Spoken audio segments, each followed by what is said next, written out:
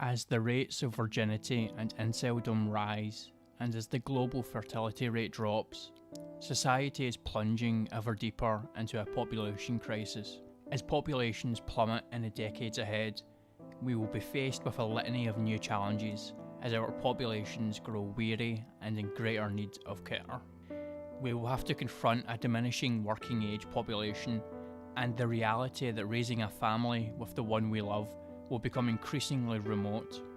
We in the West have become intoxicated by our own individual hopes and desires, and in our stupor, we have stumbled into a crisis of inaction that portends the breakdown of society as we know it. In light of the current population crisis and the shift away from family values towards a life of individualistic achievement, we cannot continue to ignore the scores of men, whether it be incels, men going their own way, or the Hikikomori that are withdrawing from society and giving up on raising families and cultivating fulfilling careers. Because if men continue to withdraw from society, we will all suffer. Most saliently, we will have fewer people in the labour force and fewer people to love and care for us as we grow weary. The last 5 decades have ravaged society as we know it, fomenting a host of deleterious consequences. With the rise of second-wave feminism, the increase in living standards, the advent of the contraceptive pill, and with women entering the world of work, the global birth rate, quite understandably, has fallen from 4.7 children per couple in 1950 to 2.4 in 2017, barely above the replacement level of 2.1 needed to maintain the world's population. Indeed, this freefall in fecundity has been most acutely felt among the developed world. For instance, the birth rate in England and Wales sits at 1.59 children per couple, the lowest rate since records began in 1924.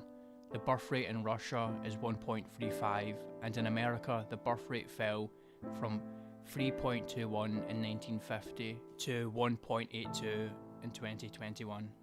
And in Japan it fell from 2.0 in 1960 to 1.36 in 2019. Not only has the rise of global living standards and the integration of women in the workplace fomented a decline in the global birth rate, but just as saliently, such a development has also culminated in the devaluing of family life more generally. Indeed, women are now likely to marry and to have children later on in life in their late 20s and early 30s, all while balancing child-caring duties with a career. For most women, their life options have expanded in the ensuing decades, while for most men, they have retracted. As Warren Farrell writes in The Boy Crisis, we live in the era of the multi-option woman and the single-option man. As he remarks, women can work full-time, look after children full-time, or do some combination of both. Whereas for men, their options are to work full-time, and work full-time. As women have entered the world of work, we have not seen an opposite and equivalent movement to integrate men into the world of full-time parenting. Therefore, as competition for jobs has increased and work has become more precarious, this critical source of meaning has wilted on the vine. Men that feel as if they have no place in society check out of it. Men since time immemorial have been depicted as warriors, protectors and providers, and in the absence of these archetypes, no clear path to purpose exists, and without a sense of purpose, rates of suicidality invariably increases. Indeed, at the height of the Great Depression, 154 men committed suicide for every 100 women. But even more surprisingly, the suicide rate has only since increased, as 3.5 men commit suicide for every woman today. Most notably, after plummeting dramatically during World War II, the suicide rate in America spiked by 27% between the banking crisis in 2008 and 2017, and it continues to climb today, much as it did during the Great Depression. Similarly, during the lost decade in Japan between 1991 and 2001, where Japan's economic growth lagged behind that of other developed nations, there was a significant rise in the male suicide rate. Specifically, in 1997, during the Asian financial crisis, suicide rates in Japan increased by 34.7% and remained relatively stable thereafter. Undoubtedly, there are myriad causes behind the rise in suicidality. However, it's clear to see that during times of economic instability and widespread unemployment, that men are more likely to take their own lives. Indeed, the gap between male and female suicide has increased threefold since the Great Depression. How can we explain such a discrepancy? Clearly, when men are stripped of their main source of purpose as a provider, they are more likely to withdraw from society and to commit suicide. Indeed, as Warren Farrell adroitly remarks, while women are seen as sex objects, men are often seen as success objects, noting that 75% of women would not date an unemployed man. Indeed, in a world where men don't fulfill the needs of others by serving as a protector and provider, and when they don't feel needed by others, they see themselves as worthless. This sense of purposelessness is compounded by a dating world that doesn't look favourably on unemployed men and reaffirms the belief that a man's life is only as valuable as his work. In the wake of the economic crises of the past, whether it be the Asian economic crisis of 1997 or the banking crisis of 2008, a generation of disaffected men withdrew from society, dating, and even their own families, and retreated into their own isolated worlds away from society. As the theorist Robert K. Merton elucidated in his strain theory of deviance, we all exist in relation to a set of normative ideals, goals, and expectations, whether it be the American dream, the Chinese dream, or some other set of aspirations. The population at large yearns to secure greater wealth, status, education, popularity, and even a desire to secure a romantic partner. In this manner, when individuals cannot secure through legitimate means the very things that society at large values, then individuals must secure these goods through illegitimate means, such as crime, which Merton refers to as innovators, or they might retreat from society and reject such aspirations, known as retreaters, or they may even rebel against the system in its entirety, known as rebels. When we bear witness not only to the economic crises of the 90s and noughties, which stripped men of their financial stability and their sense of purpose, but in combination with the rise of social media during the same time, which broadcasted to the world how successful, wealthy, and attractive our peers are, this strain between what we value and our means of attaining it has only intensified. In this pressure cooker environment, we have witnessed the rise of three distinct, though related, retreatist movements, namely Hikikomori, men going their own way, and Incels, three groups that have to one degree or another retreated from dating, work, and even society at large. Indeed, both the social phenomena of Hikikomori and MGTOW, men going their own way, emerged in the 90s and early 2000s respectively. Hikikomori, a term coined by the Japanese psychologist Tamaki Saito in his 1998 book Social Withdrawal, have been labelled as a modern-day hermits that have sequestered themselves away from the outside world. Indeed, Teo and Go 2010 developed a diagnostic criteria for identifying Hikikomori, which evaluates whether an individual is spending most of the day and nearly every day confined to a home, marked and persistent avoidance of social situations and social relationships, social withdrawal symptoms causing significant functional impairment lasting at least 6 months, and no apparent physical or mental etiology to account for the social withdrawal symptoms. Myriad factors contribute to the rise of hikikomori. As we have seen before, economic crises tend to foment large-scale social withdrawal, especially amongst men. Indeed, while rates of social withdrawal are similar between men and women in Japan, rates of hikikomori are significantly higher among men. As Japan's economy slumped in the 90s, competition for work has only increased, with Japanese parents sending their children to after-hours cram schools called juku that last deep into the night, and with many students taking a year off after finishing school to revise for their university entrance exam. Even after years of highly competitive and demanding education, many young Japanese become what are dubbed freeters, or part-time workers that can't earn enough money to raise a family.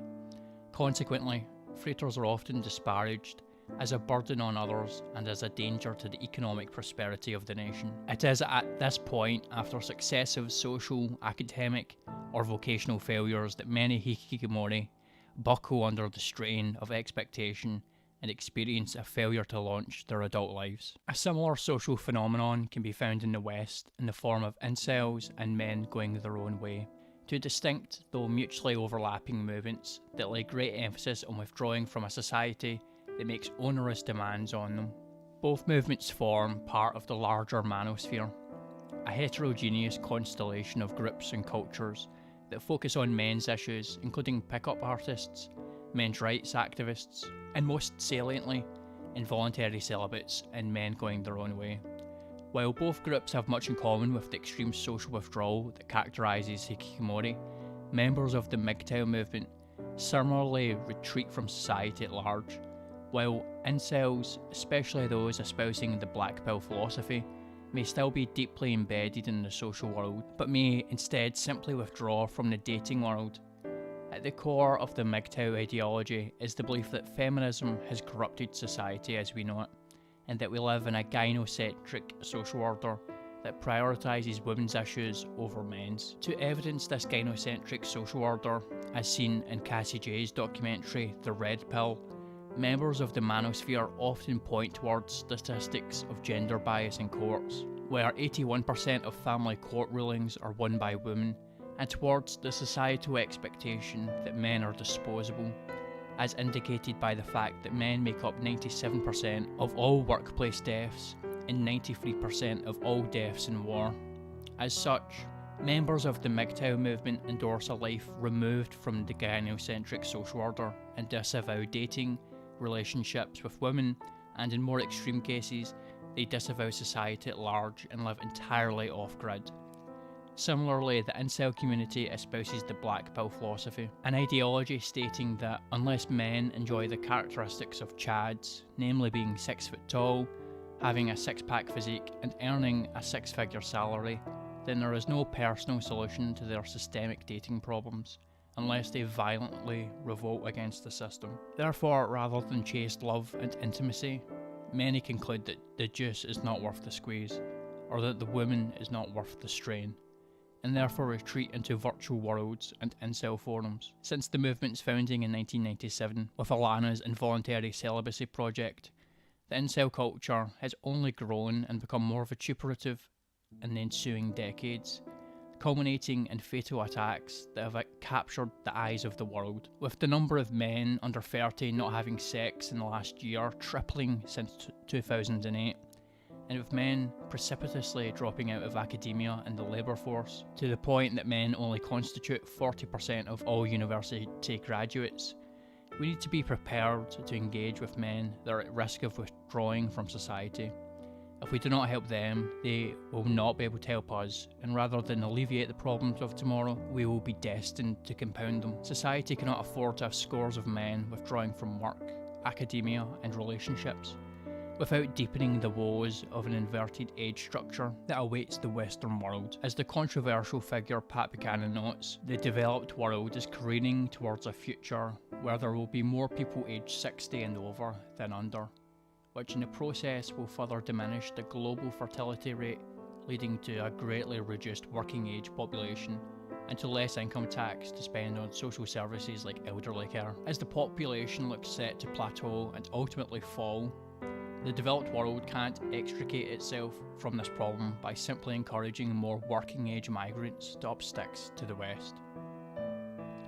Instead, we have to do much more to increase the global fertility rate and to engage with those that have become disillusioned with society. Indubitably, much has been done to increase the fertility rate among certain populations.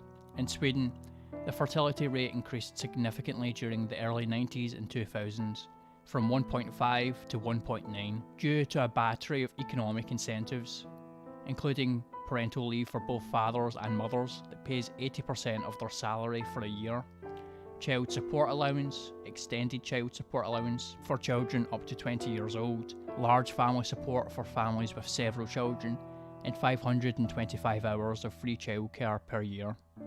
All of this has culminated in Sweden having the highest fertility rate in Europe, second only to Turkey. However, more needs to be done to raise Sweden's and the developed world's fertility rate to replacement levels. We need not only a shift in policy, but an attitude towards a society that emphasises the value of the family unit as a source of personal meaning that serves both the needs of the individual and society at large. It is incumbent on the just society to extend an olive branch to those that have withdrawn from the world and to pull them out of the abyss. Those that have been hurt, hurt others, and those that have been healed, heal others. In this regard, I propose 3 approaches for helping men that have been hurt, so in turn that they may help us. The first approach entails meeting the Incel/Hikikomori challenge head on, or in other words, facing the challenge of male suffering, purposelessness, and isolation, with Hikikomori and the manosphere representing the tip of the iceberg. The second approach entails cultivating the multi-option dad and enabling fathers like mothers to become a part or full-time parent if they want to, and shifting the expectations we place on men. Finally, we must reinstate the value of the family and the sense of honour and fulfilment that family life can provide as part of a balanced life. By tackling the rise of incels, MGTOW and Hikikomori while engaging with those that might be drawn to such ways of living, we can hope to allay the interdependent crises of disaffected men and declining fertility rates. This begins by extending an olive branch to individuals in the throes of social withdrawal. In this manner, the West has much to learn from Japan and how it engages with Hikikomori. Not only has the Japanese welfare minister, Takumi Nemoto, brought Hikikomori into the political spotlight, but Japan has some 50 plus government-funded support centres for Hikikomori, as well as a slew of medical centres that provide rehabilitation for afflicted individuals. One such centre, the Strength Association, founded by Shinichiro Matsuguma, offers rehabilitation to Hikikomori by offering counselling sessions informed by the key principles of positive psychology. These 5 principles include abundance, virtues and strengths, positive deviance, flourishing versus languishing, and happiness and well-being. The first principle of abundance emphasises the importance of having a growth mindset and seeing within ourselves the capacity to grow, to be creative, and to exercise the determination needed to reach our goals. Instead of seeing ourselves as unable to learn new skills, land that job, or get a date with that girl, we always have the solution within ourselves, and we are never simply the passive victims of our surroundings. A topic I touch on my first video called Beyond the Black Pill. A related principle is the importance of cultivating virtues and strengths. Indeed, as the virtue ethicists Aristotle, Confucius, and Thomas Aquinas note, in each of us we have the chance to perfect our nature, to cultivate the skills and virtues like practical wisdom, benevolence for others, justice, and a skilled perception of the world as we exercise our skills in order to create new and novel things. Excellence, as Aristotle notes, is a product of habit. For a deeper dive on virtues and strengths, I would recommend watching my video Beyond the Black Pill 2. The third principle is positive deviance in being willing to do things that may be unconventional or strange, and breaking free from convention to pursue what is novel. The fourth principle is cultivating a state of human flourishing that is characterised by growth, generativity, and resilience, and that we should not simply see human flourishing is simply the absence of mental health issues. And the final principle focuses on 2 distinct types of well-being, including subjective well-being, including hedonic experience, satisfaction with life, high-level positive emotions and low-level of negative emotions. And secondly, psychological well-being entails again eudaimonic experience, while also focusing on the more enduring senses of fulfillment we get from personal relationships, living a meaningful life, and developing as a person. I think that this approach could be and should be replicated in the West for those that have fallen into the gravity well of the manosphere. Endemic in the manosphere, and specifically the Black Pill philosophy, is the belief that we are all fixed beings who can do little to improve ourselves, our lives, leading many to suicidal ideation, hopelessness, and even violence. We need to raise these issues to the level of national governments with the funds and resources needed to soothe the suffering of those at risk of social withdrawal. When we bring men back into society, we need to have a place for them, relegating men to a life of full-time work under the stipulation that men are only worth the money that they make will lead to burnout and apathy. unless we can imbue their life with greater balance and meaning. As a social species, nothing fills the purpose void like our loved ones, and love tends to emanate most strongly towards and from our family. But by seeing men as success objects, we have created generations of distant and disconnected dads that toil away at work. Indeed, in a Pew Research study, 70% of dads reported that they spent too much time at work and not enough time with their children, around twice the level of mothers. However, what has compelled men to burn themselves out at work is the fear that they will be seen as a loser or as economically unattractive by potential romantic partners, as women tend to date men that earn more than they do, closing men off from living fulfilling and balanced lives. If we are to create the era of the multi-option dad, we need to have a serious conversation about what it is that men and fathers bring to the table, now that women are economically independent. Indeed, are we holding men to an antiquated standard by expecting them to earn more than their female partners? Moreover, we still live in a world where 72% of women expect men to pay the bill on a date. There will need to be a cultural shift if men are to have the freedom to escape the rat race. One small way we can shift the culture is by making it more economically viable for men to work part-time and even to parent full-time. In the first 10 years of California's paid family leave program, claims by men from 2004 to 2014 nearly doubled from 17 to 30%. And as previously mentioned, 85% of fathers take paternity leave in Sweden, and those that don't have their benefits forfeited. Policies like these need to be expanded to countries facing a fertility crisis, and ideally we need to double down on such economic incentives. But before we can cultivate more balanced and fulfilling lives for men and reverse the aging crisis, we need to reassert the value of the family unit. In the quest for spiritual meaning and fulfillment, we've been led down myriad paths, most of them leading us away from the intrinsic value of family and community life. According to ancient and modern thinkers alike, the family is one of the greatest sources of fulfillment, due in no small part to the role the family unit plays in shaping us to be more reflective and selfless individuals. Embedded in the Confucian principle of Zhao, familial piety, is the belief that when the family is harmonious, everything thrives. Indeed, this is made possible by cultivating a greater capacity for benevolence and self-reflection, as we make a habit of tending to the needs of those we love.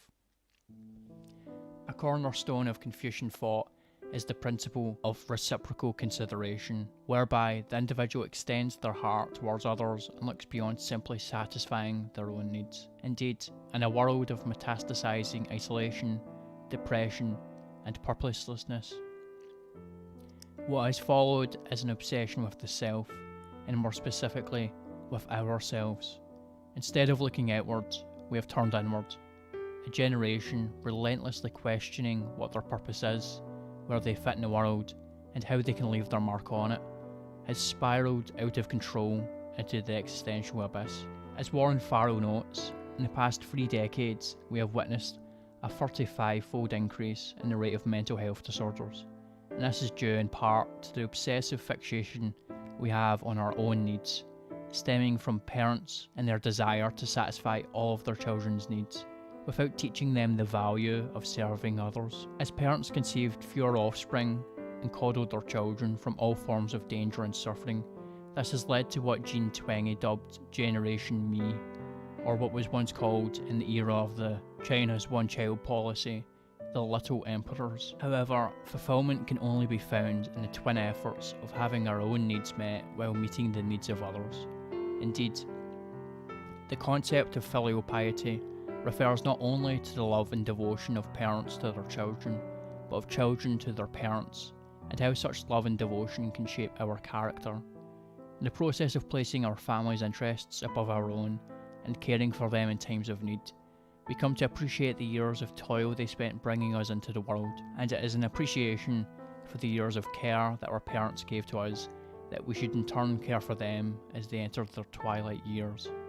As Canada writes in Filial Piety and Elder Care, as children become adults, they should offer material supports, including through co-residence, finances, and help with activities of daily life, and non-material supports such as respect, emotional caring, and companionship for their aging parents. It is through authentic and appreciative care that we come to cultivate certain feelings and states of being, like benevolence and loyalty, that comes to shape ourselves and how we see the world. Of course, looking after others can often feel taxing, but once we find a balance between our needs and the needs of others, forming intimate, caring relationships with others provides a host of empirical benefits that are more robust and longer lasting than purely self-indulgent goods. Indeed, reciprocal filial piety between parents and children, where both serve the needs of the other, develops through intergenerational communication and sharing in daily life. So we find that it is positively correlated with interpersonal skills, including self-disclosure and empathy,